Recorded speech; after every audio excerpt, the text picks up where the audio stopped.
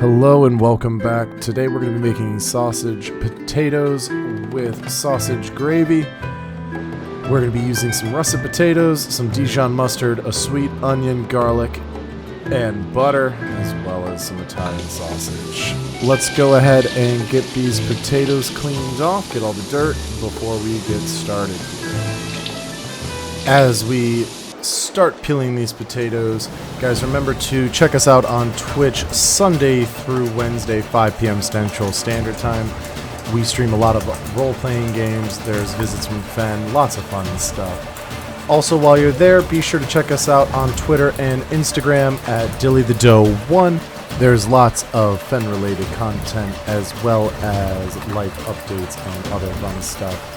While you're at it, guys, please like, comment, and subscribe. It does help me out a ton. And if you're feeling like it, go ahead and share. As we get back to finishing these potatoes off, we will be next moving into getting these all diced up. As you get them diced, you want to make sure you're cutting these all about the same thickness and make sure that the individual pieces are about the same size. It's not quintessential that you do, but it does really help make an even, consistent texture at the end.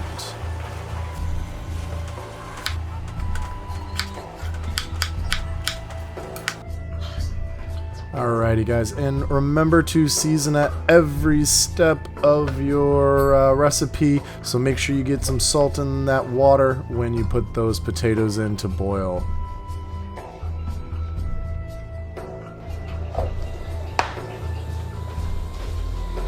Now we're using filtered water here just to make sure that it doesn't have any sort of extra flavors from our tap water, but that's definitely not necessary. Next is going to be cutting the onion. I know a lot of people hate cutting onions because obviously they can make you cry. As long as you don't cut through that little bulb on the bottom, you're going to be good to go. And it's also going to help kind of keep that together. Also, guys, save your scraps so you can make an amazing stock with that later.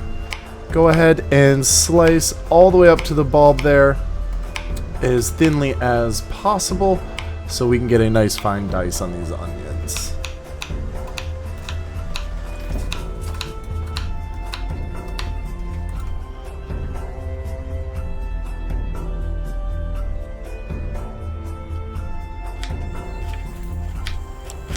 As you can see, by not cutting through that bulb, it's really helped keep that onion together and allowed us to get a good mince on it.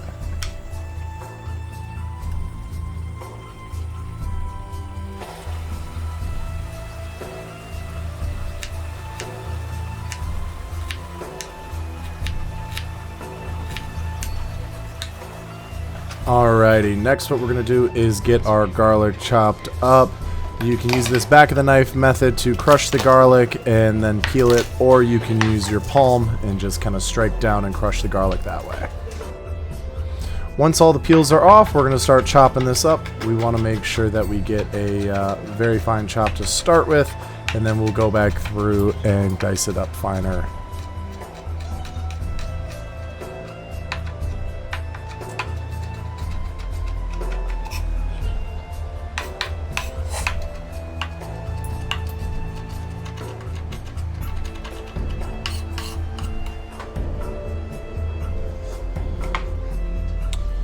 Next, we're going to go ahead and take our preheated cast iron pan and put a neutral oil in there. Right now, I'm using canola oil since it has a high smoke point and can take the high heat needed to sear these Italian sausages.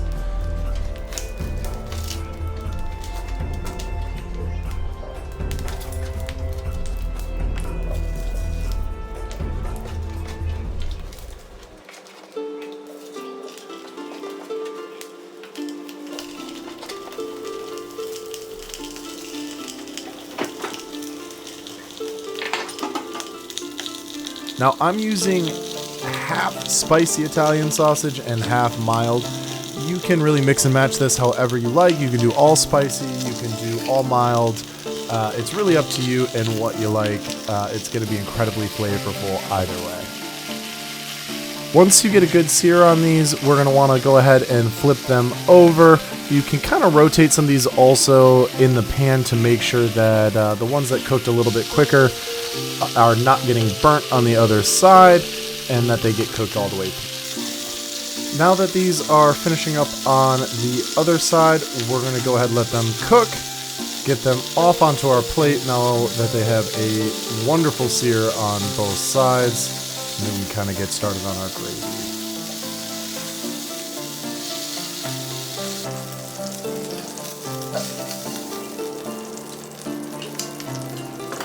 Now that those are out, we're going to throw our onions in. Give them a nice little stir and get them start sweating in that sausage fat. Make sure you don't burn yourself. Grab something to protect you from the heat. Next, we're going to add our garlic in. It's about 4 cloves of garlic there. It's really going to add some extra flavor into this gravy. And since we chopped it so finely, those little pieces of gravy are going to just kind of melt down.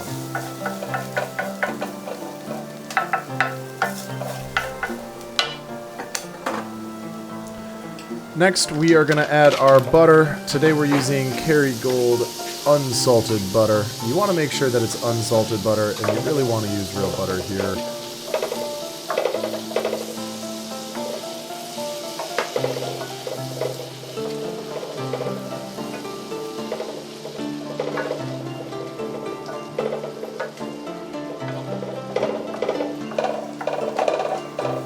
As that butter kind of melts down, we are going to go ahead and drain our potatoes now that those are finished cooking. Ben clearly doesn't like the sound of the potatoes being poured into the colander.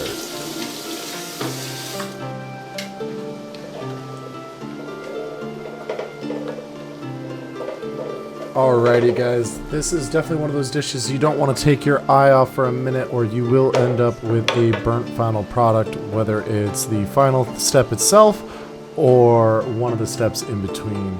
The next step we're going to be taking is going to be adding about a half cup of flour, and this is going to be the base of our roux.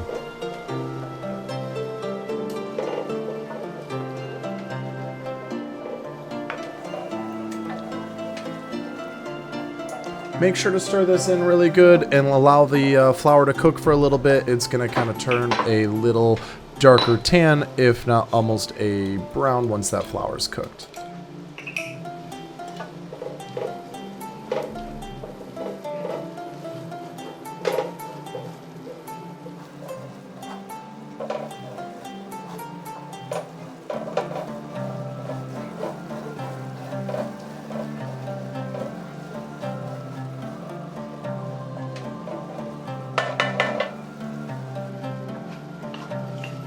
We're going to go ahead, add our pepper and a little bit of salt. You guys, you want to make sure you are seasoning again at every single step of this cooking process. Making sure that you season at every step will ensure that your finished product is not under-seasoned and is incredibly flavorful.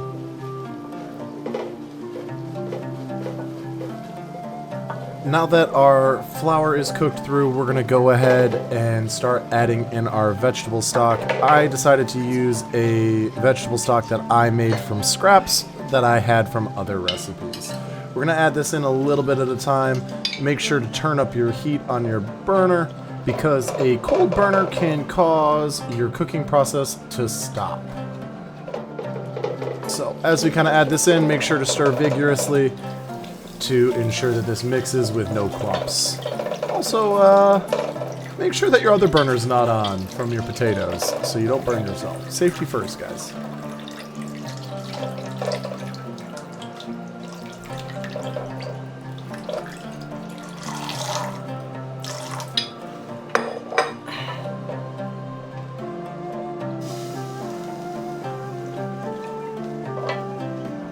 Now we're going to just kind of let this cook down. As you can see, we got this up to a simmer a little bit ago, and it started to thicken up as some of those liquids have evaporated out. Make sure you guys are stirring vigorously with a whisk or a wooden spoon. And what you're looking for is on the back of a spoon for the gravy to not rejoin after putting the back of it in. Next, what we're going to do is add our potatoes to our Pyrex baking dish. I used a 9x18 baking dish for this, but it really is going to depend on how much you're making. We're going to get our sausage cut up and add that to the baking dish as well. When making these cuts, you really don't need to worry too much about size. As long as they're pretty similar, they will cook evenly in the oven.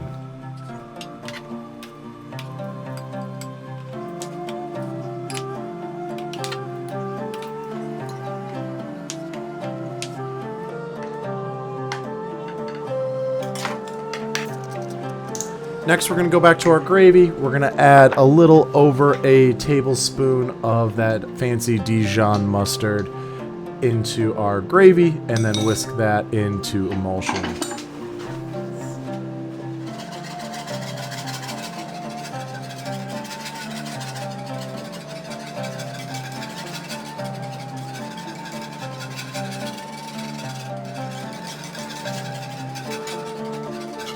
Once that is well whisked and completely immersed into the rest of the gravy, we're going to go ahead and pour our sausage gravy over the sausages and the boiled potatoes.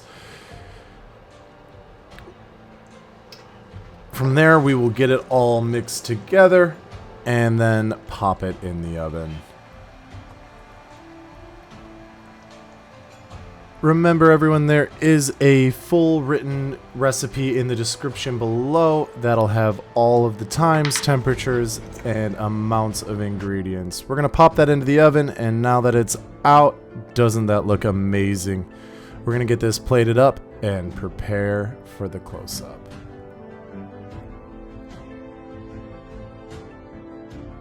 Now that this is plated, we're just going to add a little bit more salt and pepper.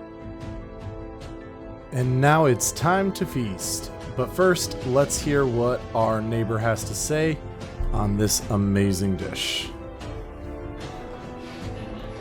Dude, this is good. This is really good. Alrighty guys, thank you so much for watching, and please remember we do stream on Twitch Sunday through Wednesday, 5 p.m. Central Standard Time.